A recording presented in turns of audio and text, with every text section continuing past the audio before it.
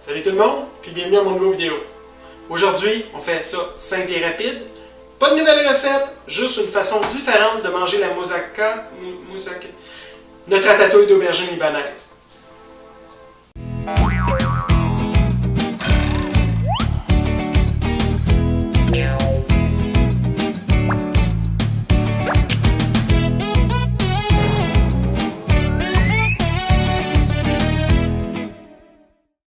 La façon qu'on va manger notre moussaka aujourd'hui, en fait, c'est on va en faire une purée. On va se faire une purée un peu comme de l'hummus et on va manger ça avec des chips de pita qu'on va se faire. Donc, j'ai un pain pita frais, il est vraiment mou. J'ai un petit peu d'huile d'olive, un pinceau. Je vais venir, si vous voulez, badigeonner mon pain pita d'huile d'olive. C'est surtout le dessus qu'on va badigeonner, le dessous, j'y en mettrai pas. Je veux juste que le dessus soit bien doré. J'ai à côté 2 herbes que je vais utiliser. J'ai du romarin et j'ai du thym. Donc, mon romarin, je l'ai déjà défait de sur la branche. Je vais juste prendre une lame puis venir couper mon romarin en petits morceaux. Que ce soit des très petits morceaux de romarin. On fait un tas, on redonne des coups là-dedans. On coupe ça le plus petit possible. Ok, bien. On va faire la même chose avec le thym. Je vais débarquer les feuilles de sur la branche. Ça sent tellement bon, les fines herbes. Ok. On mélange les 2 herbes ensemble. Un plus gros tas. Et on donne encore des petits coups de couteau pour couper ça le plus fin possible. Je prends mon pain pita.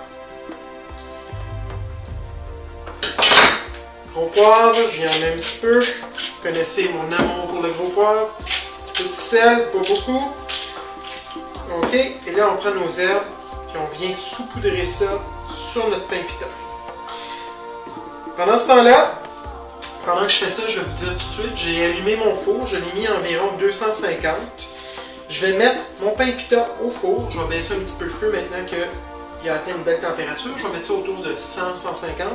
Et on va laisser le pain pita griller, devenir un petit peu croustillant, dur. Et après ça, on va le couper en points, vous allez voir, ça va être assez simple. Donc mon pain pita est prêt, on met ça au four. Pendant que mon pain pita cuit au four, on prend un plat de moussaka qu'on avait préparé et on met ça au four micro-ondes. On va le mettre environ 3 minutes. On ne veut pas qu'il soit brûlant, on veut juste le réchauffer pour qu'une fois au rebours, on soit capable d'en faire une belle purée plus facilement. Fait qu'on y va 3 minutes environ. La moussaka a maintenant terminé de réchauffer. Fait que je vais venir la mettre dans mon robot. Je fais sûr d'aller chercher toute la moussaka. On l'étend.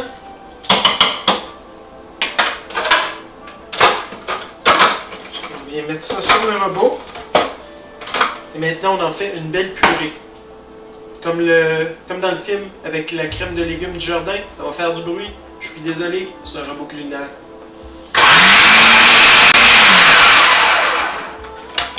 En cours de route, on peut arrêter. On prend une fourchette ou une spatule.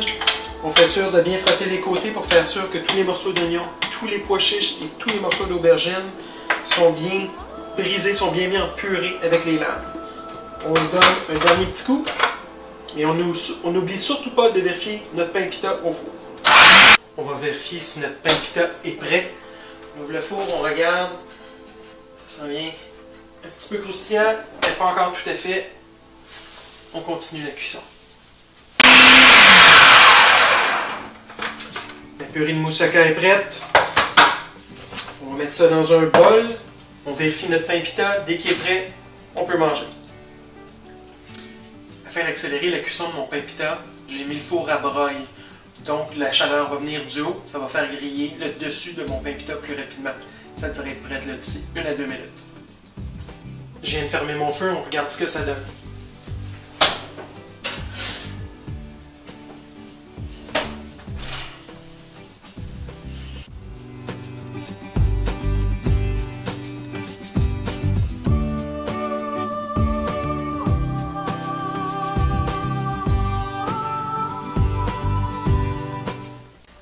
pita est prêt. On se prend un bon couteau, puis on va venir se couper des pointes de pita. Un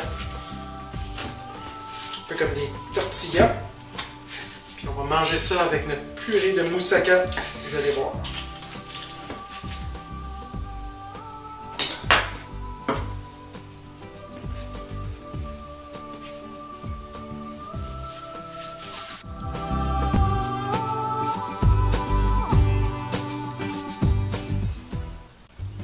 Donc, on est prêt, on goûte à ça.